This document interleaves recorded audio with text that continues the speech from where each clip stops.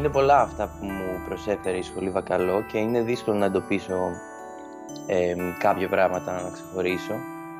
Νομίζω πέραν των πολύ καλών καθηγητών, πέραν του εξαιρετικά σχεδιασμένου και πρωτότυπου, θα έλεγα, προγράμματος σπουδών, νομίζω ότι αυτό που έκανε για μένα η Βακαλό είναι να αντιληφθεί τις καλλιτεχνικές ευαισθησίες, αναφορές και ανησυχίες μου και αγκαλιάζοντάς με να με ενθαρρύνει να τα χρησιμοποιήσω όλα αυτά ώστε να υπάρχουν με ένα προσωπικό τρόπο μέσα στα πράγματα.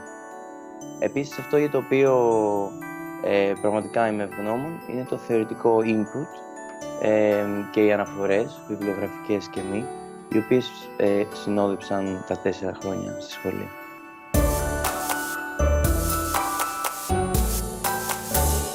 Η εποχή της σχολής Βακαλό είναι μια εποχή που νοσταλγώ πολλές φορές.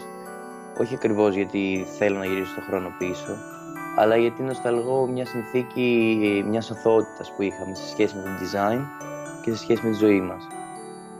Δεν θα ξεχάσω ποτέ τον ενθουσιασμό των καθηγητών μας, την οικογενειακή ατμόσφαιρα, τις συζητήσεις και τις πάντα επικοδομητικές διαφωνίες που είχαμε με τους συμφοιτητές. Κάτι ακόμα που θυμάμαι με νοσταλγία είναι το μάθημα της δημιουργικής χρήσης γραμμάτων στο πρώτο έτος με τον Μιχάλη Γεωργίου, το οποίο ήταν η πρώτη έκπληξη.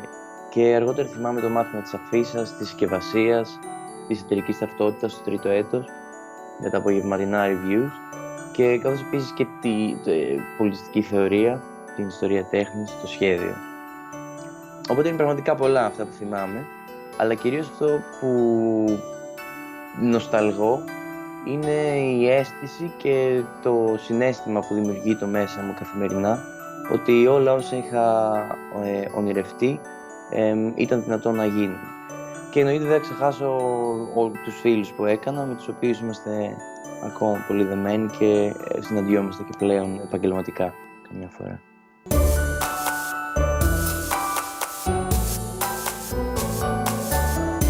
Νομίζω ότι η σχολή Βακαλό, μάλλον σε αντίθεση με άλλες σχολές design και καλλιτεχνικής εκπαίδευσης στην Ελλάδα, είχε πάντα μια προσέγγιση αστική, μια προσέγγιση καλλιτεχνική, πνευματική, κοινωνικά ευαισθητοποιημένη και λιγότερο εμπορική όσον αφορά την παρουσίασή της, το έργο της και τη γενικότερη στόχευσή της. Πιστεύω δηλαδή ότι η Βακαλό πριμοδοτούσε πάντα την πνευματική κατάρτιση, την έρευνα, τον πειραματισμό και την εσωτερική διεργασία του σπουδαστή πρωτίστως, χωρίς όμως να αμελεί και την τεχνική διάσταση, η οποία σαφώς και είναι απαραίτητη στις μέρες μας για να σχεδιαστεί. Και νομίζω ότι σε αυτό οφείλεται κυρίως η αναγνωρισιμότητα και η θετική εικόνα που έχει στην Ελλάδα. Και προφανώς η επιτυχημένη πορεία πολλών ανθρώπων που έχουν σπουδάσει στη Βακαλό παίζει ένα πολύ σημαντικό ρόλο στο να γίνεται η σχολή ως ένα ίδρυμα άρρηκτα συνδεδεμένο με κάτι θετικό και με κάτι που μας κάνει όλους περήφανους. Επίσης, κάτι ακόμα που νομίζω ότι παίζει παρασκηνιακό μεν, αλλά ιδιαίτερος καθοριστικό ρόλο ως προς την εξέλιξη της σχολής ως μιας τέτοιας, είναι οι αξίες της, οι οποίες καθορίστηκαν από μια ομάδα ανθρώπων τη δεκαετία του 50, οι οποίοι πέραν το ότι ήταν ιδρυτές της, έπαιξαν καθοριστικό ρόλο στα πράγματα και στην καλλιτεχνική δημιουργία στην Ελλάδα, μέσω της δουλειάς τους, όπως η ποιήτρια και ιστορικός τέχνης Ελένη Βακαλό, ο Παναγιώτης Τέτσης, ο οποίος παίρνει το σημαντικού του έργου ως καλλιτέχνης και ως ακαδημαϊκός, δηλαδή μέλος Ακαδημίας Αθηνών.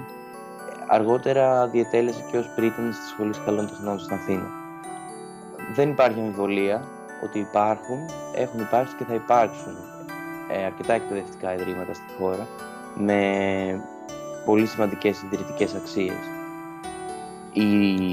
Η διαφορά, πιστεύω, είναι ότι 60 χρόνια μετά αυτές οι ιδρυτικές αξίες της Βακαλό δεν αποτελούν απλά την ιστορία, την παρακαταθήκη, το αρχείο της σχολής, αλλά είναι ζωντανές και πολύ ζωηρές στον πυρήνα της λογικής της εκπαίδευσης που παρέχει η σχολή και που αποτελούν ακόμα και σήμερα την βάση της εμπειρίας Βακαλό.